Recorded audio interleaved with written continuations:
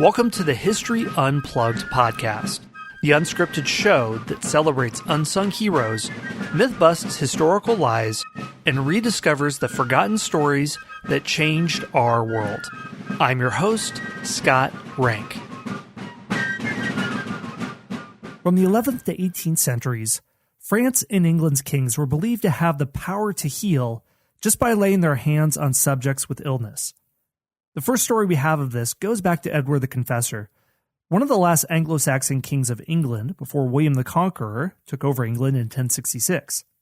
William of Malmesbury records a story in History of the Kings of England.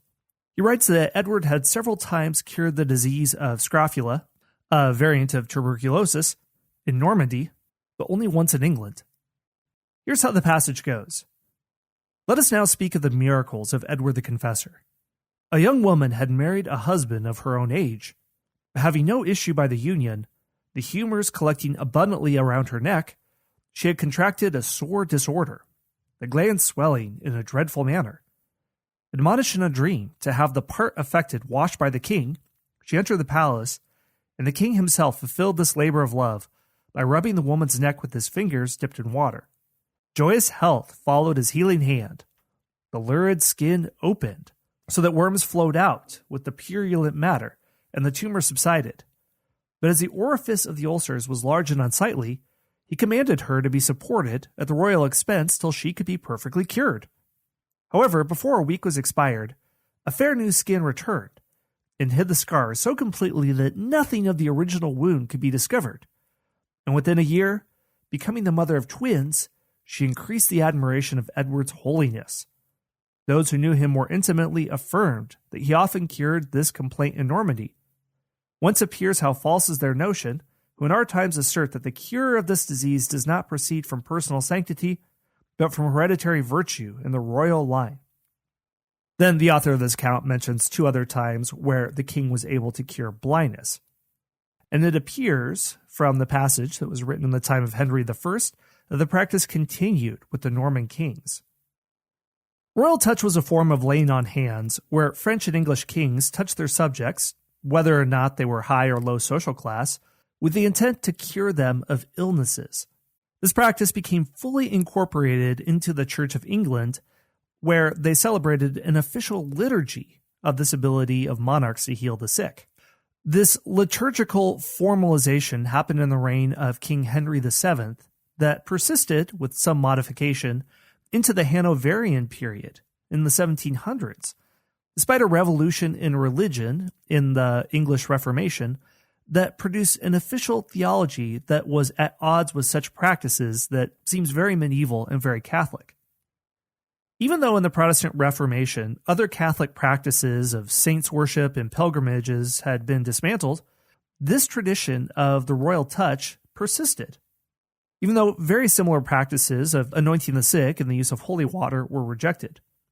The royal healing practice was done by avowed Protestants like James I and Elizabeth I. Despite this religious revolution in England, the royal healing practice survived and even reached its climax at the time. So why is this? Why does the practice of the royal touch peak in the 1600s and 1700s, when science is gaining a foothold, when Isaac Newton is expanding the understanding of the universe to people all over the world, when the foundations of modern disease theory are being laid down, when the medieval practices that we see as being superstitious are being discarded in favor of Enlightenment values? There are many theories of why this happens, and that's what we're going to be looking at in this episode, the origin and the practice of the royal touch, but how it survives and even thrives into the ages of the Renaissance and the Enlightenment. James Turrell argues that the reason it thrives and the durability of the practice has to do with its political overtones that's evident in liturgical texts themselves and in the history of their use.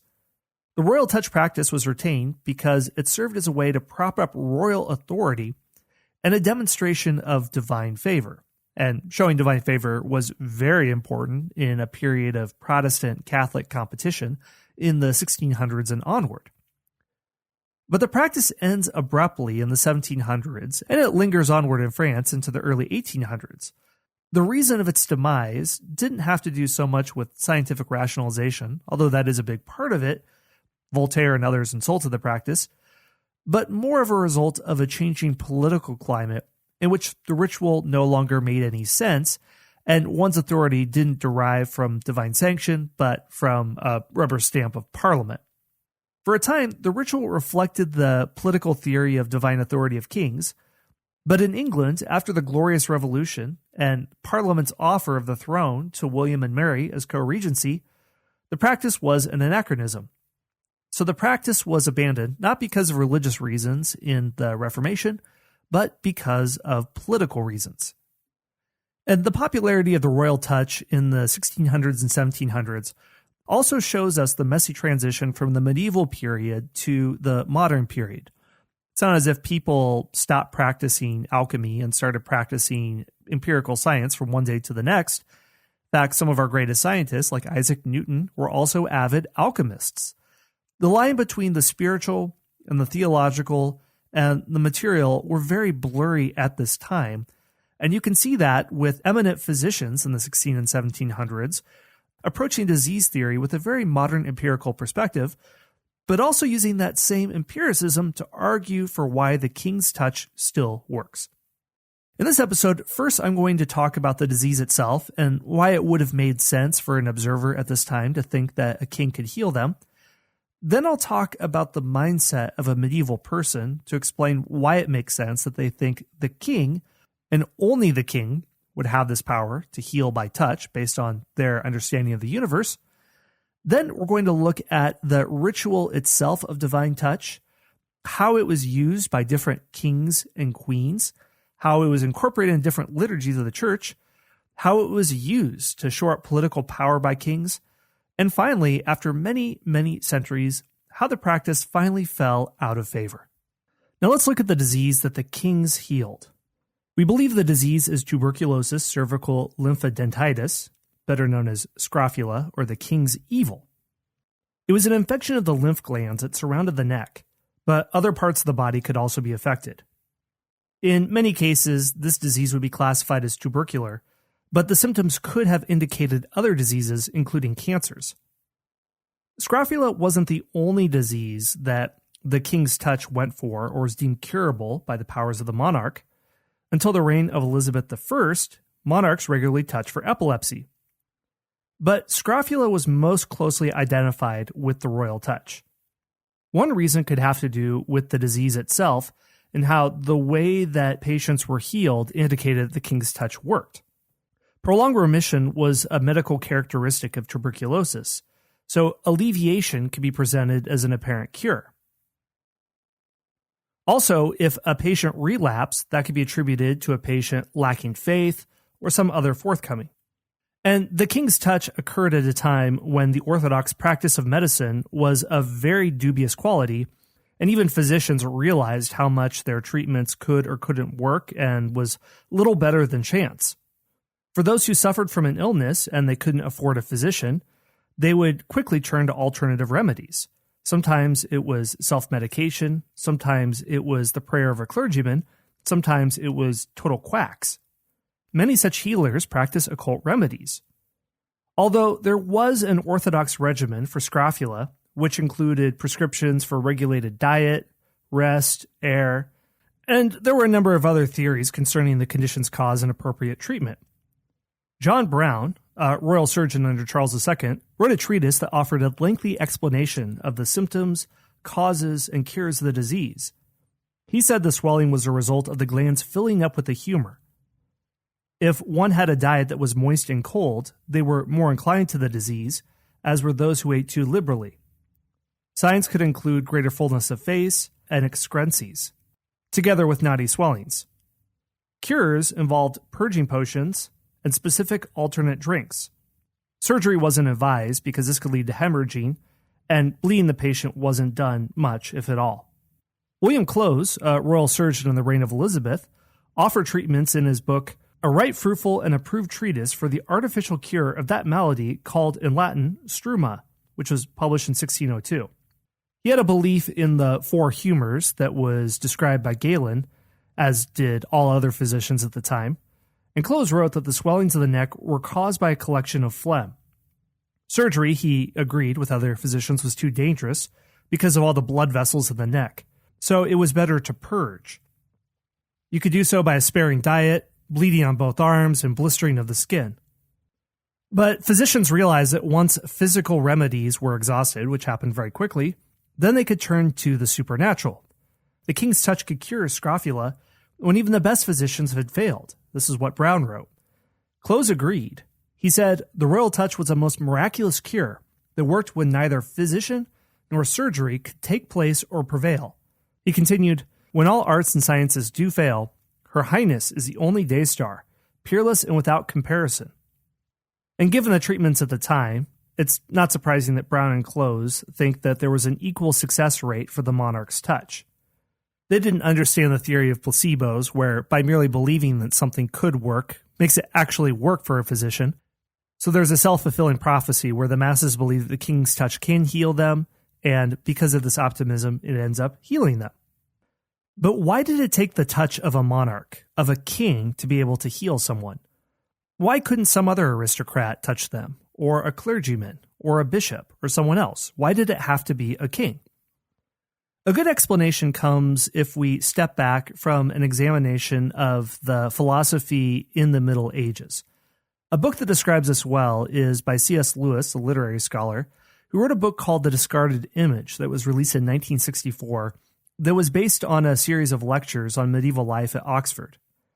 The book covers the medieval model that all thinking was based on during medieval times. At the core of this is a belief in the supernatural. There were some who quibbled with this model, who believed in realism or nominalism, but this medieval thinking was based on a belief in the supernatural, along with a passion for systematic categorization. It was categorizing all of the cosmos in both the spiritual realm and the physical realm. Medieval people believed in a concept called kindly encycling, which means that everything is constantly in motion but will always return to its original home. In astronomy, they believed in the Ptolemaic universe, which is organized with Earth at the center, surrounded by hollow globes, which were the planets Mercury, Venus, the Sun, Mars, Jupiter, and Saturn. Beyond Saturn was the layer called the stellatum, which held the stars. Within this system, everything moved from top to bottom, starting with God and ending with the earth. In the ordered minds of the medieval imagination, people perceived the universe as a spherical shape, as though built by an architect, instead of a never-ending expanse. If we take this idea of astronomy and apply it to political philosophy, you could imagine the ordering of the universe with God at the top, and blessings and powers flowing downward, going through his appointed sovereign, the king or the queen, and then going down the hierarchy to barons, lords, bishops, and others before reaching commoners. Thus, it makes sense in this medieval cosmology that blessings would go down through the king. And you'll have other scholastic scholars like Thomas Aquinas argue that monarchy is the highest form of government because it mirrors the theological reality with one God as sovereign and all power flowing downward from him. In a similar way, power flows down from a king to aristocrats, lords, and the rest of the subject class. And as belief in an unseen realm starts to disappear in the 18th century, this coincides with the declining belief in the power of the king's touch. Michael Hunter wrote an article called The Decline of Magic, Challenge and Response in Early Enlightenment England.